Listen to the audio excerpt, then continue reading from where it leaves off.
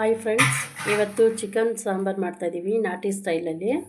ಅರ್ಧ K G chicken ತೊಗೊಂಡಿದ್ದೀನಿ, ತೊಳೆದು ಕ್ಲೀನಾಗಿ ಎತ್ಕೊಂಡಿದ್ದೀನಿ. ಫ್ರೆಂಡ್ಸ್, ಚಿಕನ್ ಸಾಂಬಾರಿಗೆ ನೋಡಿ 1 ಕಪ್ ಅಷ್ಟು, ಒಂದು ತೆಂಗಿನಕಾಯಲ್ಲಿ ಅರ್ಧ ಹೋಳು ಚಿಕ್ಕದಾಗಿ, ಸ್ವಲ್ಪ ತೆಂಗಿನಕಾಯಿ ಜಾಸ್ತಿ ಹಾಕ್ಬಾರ್ದು, ಸ್ವೀಟ್ ಬಂದುಬಿಡುತ್ತೆ ಸಾಂಬಾರು ಅಷ್ಟು. ಮತ್ತು ಧನಿಯಾ ಪುಡಿ ಒಂದು 2-2.5 ಸ್ಪೂನು,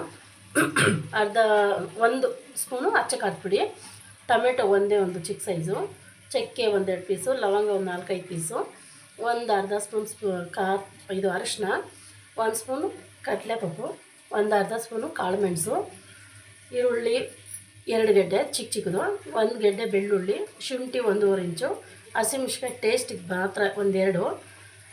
ಇವೆಲ್ಲ ಇವಾಗ ಎಣ್ಣೆ ಹಾಕಿ ಹುರ್ಕೊಂಡು ಬರ್ತೀನಿ. ಗಸಗಸೆ 1 ಅರ್ಧ ಸ್ಪೂನು, ಇದೆಲ್ಲ ಚೆನ್ನಾಗಿ ಎಣ್ಣೆಯಲ್ಲಿ ಫ್ರೈ ಮಾಡಿ ತೊಗೊಬರ್ತೀನಿ.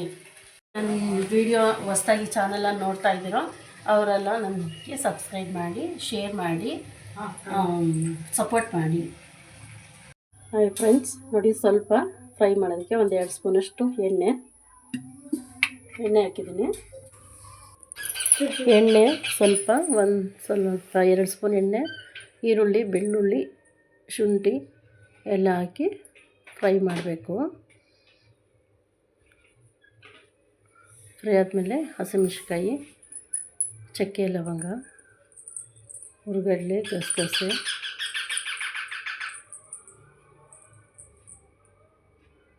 ಎಲ್ಲ ಹಾಕಿ ಫ್ರೈ ಮಾಡಬೇಕು. ಟೊಮೆಟೊ ಚೆನ್ನಾಗಿ ಫ್ರೈ ಮಾಡಿ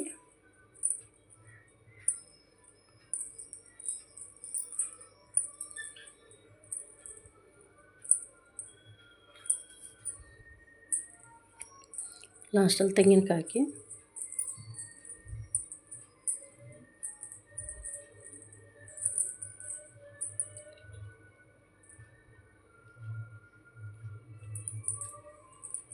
ಮಿಕ್ಸಿಗೆ ಹಾಕಿ ಗ್ರೈಂಡ್ ಮಾಡಬೇಕು.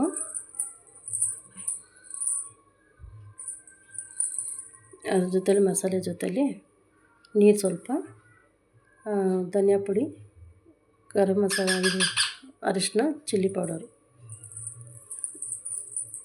ಮತ್ತು ಒಗ್ಗರಣೆಗೆ ಎಣ್ಣೆ 1-2 ಸ್ಪೂನು, ಚಿಕನ್ ಹಾಕಿ ಚೆನ್ನಾಗಿ ಫ್ರೈ ಮಾಡಬೇಕು. ಸ್ವಲ್ಪ ಅರಿಶಿನ, ಒಂದು ಸ್ವಲ್ಪ ಉಪ್ಪು ಹಾಕ್ಕೋಬೇಕು.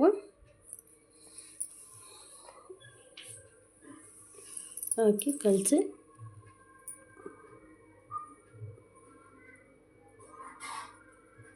ರುಬ್ಬಿರೋ ಮಸಾಲೆಯನ್ನು ಹಾಕಿ ಚೆನ್ನಾಗಿ ಕಲಸಿ, ನಿಮ್ಗೆ ಎಷ್ಟು ಹದ ಬೇಕೋ, ಗಟ್ಟಿ ಬೇಕೋ, ತೆಳ್ಳಗೆ ಬೇಕೋ ನೀರು ಹಾಕ್ಕೊಂಡು ಕಲಸಿ ವಿಸಿಲ್, ಕುಕ್ಕರ್ ಮುಚ್ಚಿ, ಕೊತ್ತಂಬರಿ, ಪುದೀನ ಸ್ವಲ್ಪ ಹಾಕಿ ಕಟ್ ಮಾಡಿ,